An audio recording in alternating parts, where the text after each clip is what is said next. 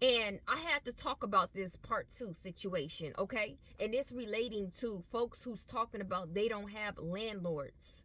Okay, if you guys have not seen part one, go back to part two when I was talking about how the landlords have sacrificed you to exploit you by setting up hidden cameras and setting up recordings and things that will be placed on the dark web so that they can make more money off of exploiting you. Okay, and some people was in the comments talking about, oh, I don't have a landlord, so how is this happening to me? It doesn't matter if you own the place. Somebody before you who had that place before you, who owned that place before you, they still sacrificed that place. So anybody who rents that place, who owns that place, they're still going to be sacrificed, and they're going to be on, the dark web. They're going to, it's already hidden cameras in that place. There's already recordings in that place. I'm talking about the place that was set before you. And even if it's a new place, and the owner so happens, whoever it was who owned the place before you, or maybe some people like, okay, maybe it's a new place. I'm talking about somebody who built it from the ground up. They still send people in your home when you're not there. You on vacation and you toasting it up. Yay, hey, and you toasting it up. You don't understand that somebody's up in your place setting up hidden cameras because you already still been sacrificed, ma'am, sir. So they still have to, make a profit off of you because you've been sacrificed. Remember, when somebody sacrificed you, they are coming up on you. It doesn't matter, it could be in many ways. It doesn't have to be in such a manner of trying to remove you, delete you to get an insurance policy. It can just be on exploiting you. Yes, it could be on trafficking you. You're not out scratched out because you don't have a landlord. It could be many cases, like I said before. We can go over it again. It could be you in a apartment or a townhome and you do have a landlord, or it could be in a place that you own. I'm talking about a house that you own, and it could be a person who sold you that house, who sacrificed you and sold you out to these dark deities, and they are now surveilling your house and making sure that you're on 24-hour watch, and they're taking footage of you and they're making money off of it in the dark web. Now some folks would be like, okay, well, I built my house from the ground up. Well, when you're on vacation and you're not home, they're sending people to your home, breaking into your home. You don't know. Even though you got cameras, technology, they know how to make it where nobody has entered your home by going through AI in your camera and deleting them from going into your home and setting up hidden cameras and setting up recordings in your home while nobody's there, and you're still being sold out and you're still being caught and being exploited, being human trafficked on the dark web while they making a profit out of you, ma'am, sir. So do not try to cross your name out of, of what truth that you need to take in of what's been happening to you. Don't be ignorant to Satan's devices, like the Bible talks about. Okay, just have an ear to hear and take in the truth of what's been going on and what's been happening to you, ma'am, sir.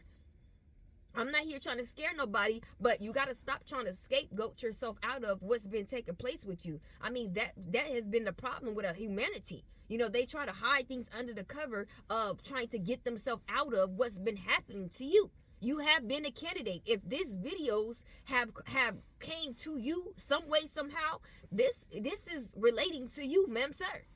You might not want to take it in because you don't want to put yourself under these categories or connected or connected to such a thing. But ma'am, sir, knock knock, ring a ding ding. This stuff has been taking place and this stuff has been happening to you. You got to accept the truth for what it is. Some people don't have an ear to this, and this is the reason why, this devil, these op folks get the best of you, because you don't take in knowledge when it's given to you.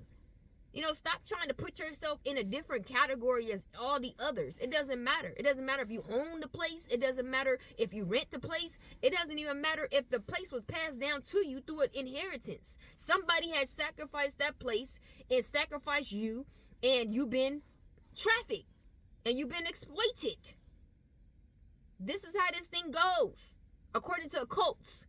That's why some of you guys, y'all got to stop trying to just run to have a home.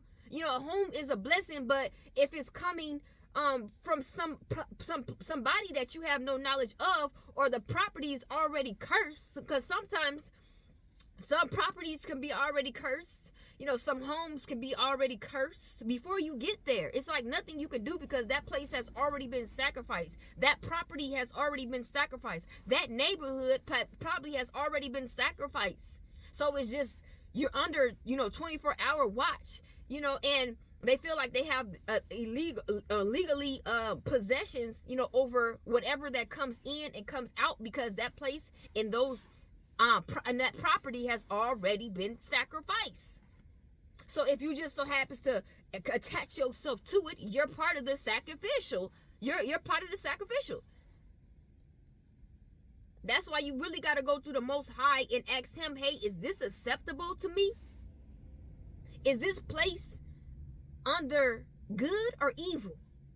Because if it's under evil, you're going to have a rude awakening, ma'am, sir.